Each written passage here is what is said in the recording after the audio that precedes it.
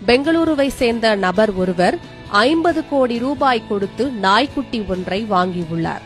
இந்த நாய் அப்படி என்ன ஸ்பெஷல் பார்க்கலாம் இந்த தொகுப்பில்.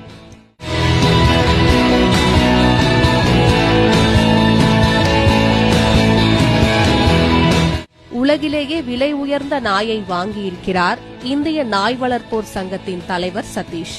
பெங்களூருவை சேர்ந்த இவர் நாய்களை வளர்ப்பதை விரும்புபவர். 150க்கும் மேற்பட்ட வெவ்வேறு இனங்களை சேர்ந்த நாய்களை வைத்து பராமரித்து வரும் இவர் பெங்களூருவில் இதற்கென 7 ஏக்கர் பண்ணையை வைத்திருக்கிறார்.